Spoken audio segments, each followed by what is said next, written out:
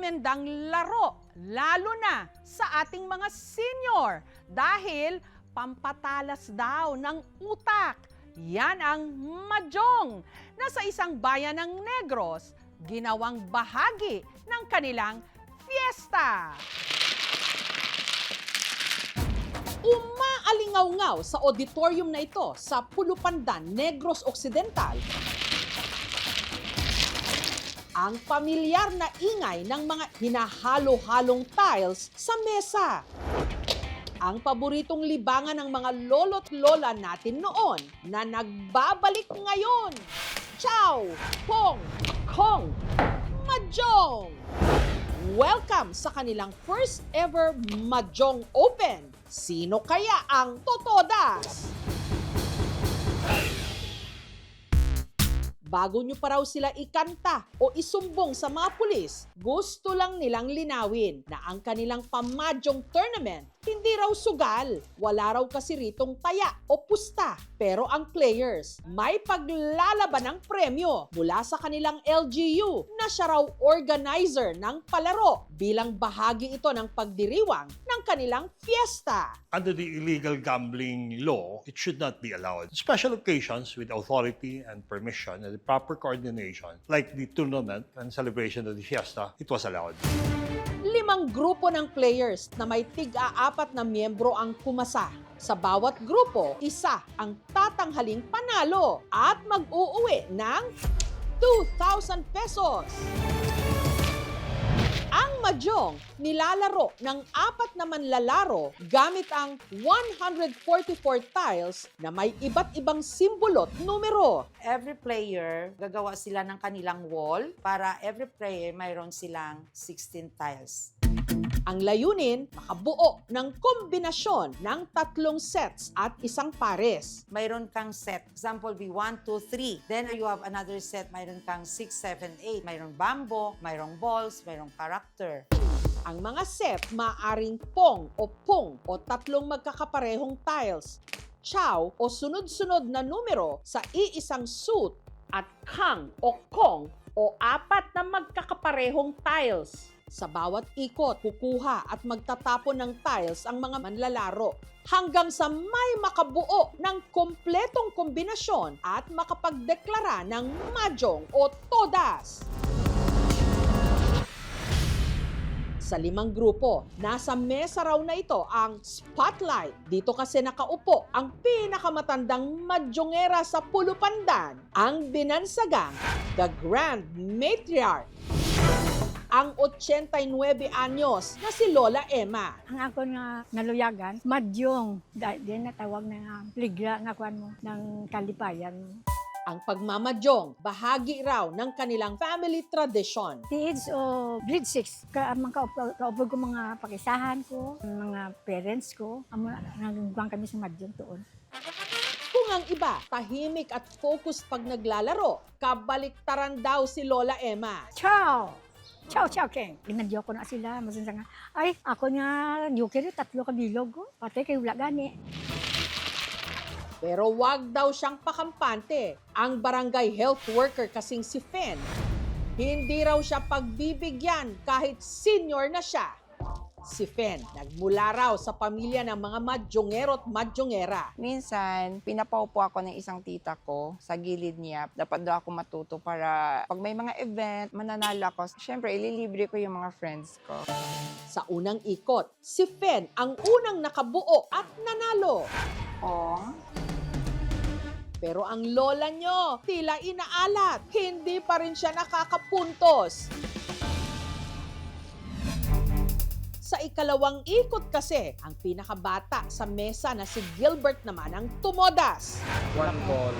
Ang Gen Z na si Gilbert, self-taught mahjongero raw. Natuto lang maglaro sa pamamagitan ng isang app. Sinubukan ko at habang tumatagal doon na po ako natututo. Di naman po ako nag-a-addict, nakokontrol ko po.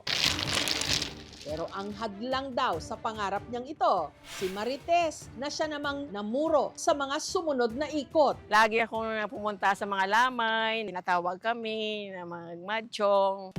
ang paglalaro ng mahjong. Paraan daw ni Marites para makaiwas sa Alzheimer's disease. Sabi ng doktor, na pag mag-senior ka na, palagi ka na lang magmamadyong. Kahit na kayo na lang mga pamilya-pamilya, at least maandar yung mind mo. Ang mahjong ay makakatulong sa pag-prevent ng dementia. Meron siyang physical, wherein yung patient tinatouch niya yung mga pyesa. Meron din siyang analytical, nag-strategize yung pasyente. At saka meron din siyang social interaction kasi he tries to be competitive. Pero buenasin kaya sa laro si Marites? Ang laging hinahanap-hanap ng mga nagmamadyong, Manila paper at baby powder. Gagamit kami ng polvo para maging madulas pag maghawak ka ng tiles.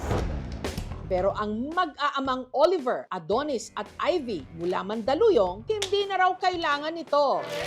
Ang tiles kasi na kanilang aayusin, kusa na lang daw lumulubog sa kanilang gamit na mesa. At kapag ito'y inangat, nakaayos na! High-tech! Yung manual, maganda siya kasi medyo exercise siya. Sa automatic naman, mabilisan kasi hindi ka na maghahalo. Bawat player po meron tayong isang button. Yan po yung nagde-determine kung sino yung unang kukuha ng tiles. Meron pong gumagalaw na counter dito. Ito po ang nagbibilang ng mahjong tiles na nasa loob ng machine na to. So dapat po, ang lalabas is 144. Magnetic po siya. Iniingatan po ito na hindi siya mabasag or masira kasi po kapag nasira po ang mahjong tiles, kahit isang piraso lang po, lahat ng set po is pinapalitan.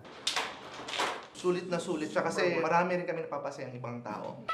Nagmula ang mahjong sa China at tinatayang nagsimula pa nung Qing Dynasty. Pumalat ito sa iba't ibang mga bansa sa pamagitan ng kalakalan at migration ng mga Chino noong ika-19th at ika-20th century.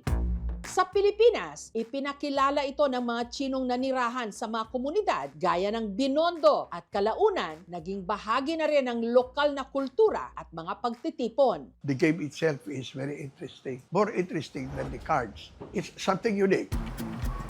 Ang tiga Baguio namang si Owen, tila naka-jackpot daw sa nabunot niya sa kanilang cabinet. Lumang mahjong set na halos 7 dekada na raw ang tanda. Pagmamay-ari raw ng kanyang yumaong ina. Late 1960s, I think sa Chinatown nila binili yan. Pero ang mahjong set, dinala ng kanyang ina nung nag-migrate ito sa Amerika. Napaka-importante nung mahjong set na yon sa mother ko dahil feeling niya hindi siya mabubuhay kung hindi siya makakapaglaro doon. Kaya laking gulat daw niya nang matapos ang mahabang panahon, nadiskubre niya ito habang naglilinis ng cabinet. Pagka ganun kalinis and usually white and not yellowish, sometimes it's just called ivory white. Normally around 3K to 5K. That's the whole set. Yung mahjong set na yan kasi marami akong naaalala dyan. Bumabalik yun nung bata ako, na ako ang palagi niyang sinasama sa mahjongan. Yun yung aking parang childhood with her. Samantala, balik tayo sa laro sa Pulupandan. At matapos ang 4 na oras na tapatan, ang may pinakamaraming panalo, si Marites.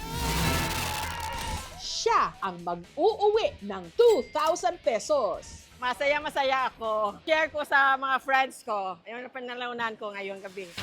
Lakas mang maka-throwback na makakita muli ng mga naglalaro ng mahjong. Paalala ng mga otoridad, sugal pa rin ito. Bawal sa batas. Presidential Decree 1602, sir, ay paglabag sa illegal gambling law. May kakulang penalidad po, sir. Umabot sa 30,000 pesos po, sir. Kung katuwaan lang, wala pong involved na bet money. Pero pag may involved na pustahan, bawal talaga po yun, sir. Sa bawat halo ng tiles, may halong alaala. Sa bawat chow at pong, may tawanan, may asaran, may kwentuhan. Ciao! Ciao, ciao, King! At sa Pulupandan, patunay na kahit ang lumang libangan, pwedeng bumalik at muling mag-ingay!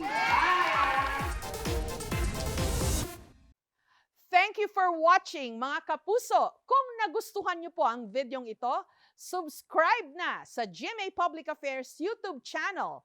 And don't forget to hit the bell button for our latest updates.